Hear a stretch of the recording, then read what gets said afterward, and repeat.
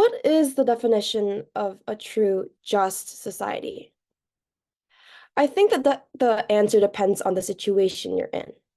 If you're rich, you may favor a system of freedom to earn, whilst if you're poor, you may support a system that redistributes wealth.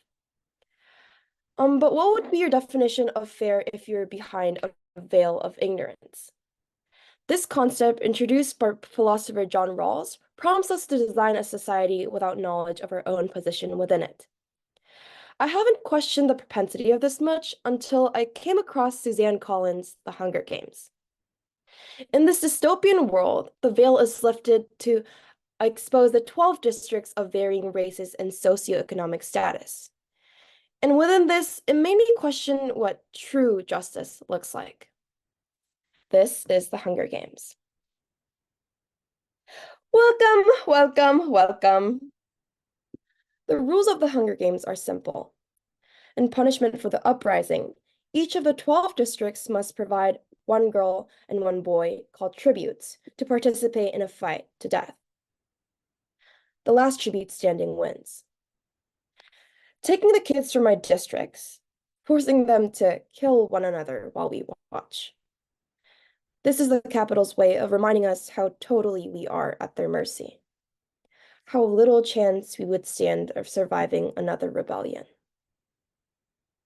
Now, the time has come for us to select a courageous man and woman for the honor of representing District 12 in the 74th Annual Hunger Games. Bright and bubbly as ever, Effie Trinket trots to the podium and gives her signature. Happy Hunger Games, and may the odds be ever in your favor. It's time for the drawing. Effie Trinket says, as she always does. As usual, ladies first. And crosses to the glass ball with the girls' names. She reaches in, digs her hand deep into the ball, and pulls out a slip of paper. The crowd draws in a collective breath, and then you can hear a pin drop.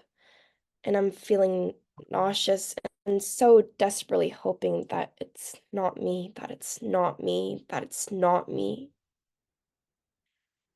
Effie Trinket crosses back to the podium, smooths the slip of paper, and reads out the name in a clear voice. And it's not me. Primrose Everdeen! Where are you? One time, when I was in a blind in a tree, waiting motionless for Gale to wander by, I dozed off and fell 10 feet to the ground. Landing on my back, it was as if the impact had knocked out every wisp of air from my lungs, and I lay there struggling to inhale, to exhale, to do anything. That's how I feel now.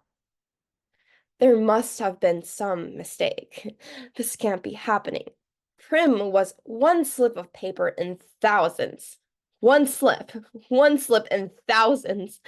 The odds had been entirely in her favor, but it hadn't mattered. The strangled cry comes out of my throat, and my muscles begin to move again. Prim! I don't need to shove through the crowd. The other kids make way immediately, allowing me a straight path to the stage. I reach her just as she's about to mount the steps, and with one sweep of my arm, I push her behind me. I volunteer! I gasp. I volunteer as tribute!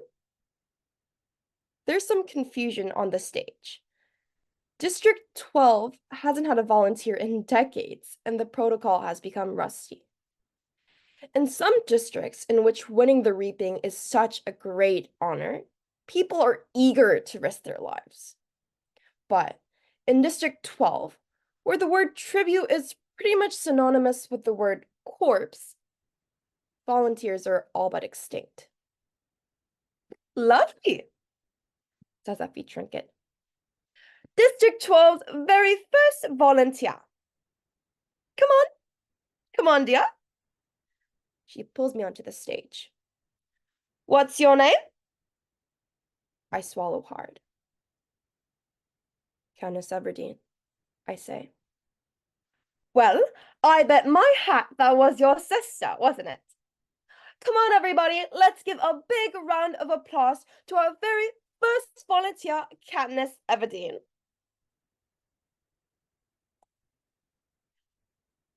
Not one person claps. Rather, every member of the crowd touches the three middle fingers of their left hand to their lips and holds it out to me. It's an old and rarely used gesture of our district, occasionally seen at funerals. It means thanks, it means admiration, and it means goodbye to someone you love. Effie Trinket is trying to get the ball rolling again. What an exciting day! It's time to choose our boy tribute. She plants one hand on her head as she crosses to the ball that contains the boys' names and grabs the first slip she encounters. I don't even have time to wish for Gail's safety when she's reading the name. Peter Malak! Well, that's it. Here we are, our tributes from District 12. This is it, I think. Well, happy Hunger Games! As the odds be ever in your favor. Thank you.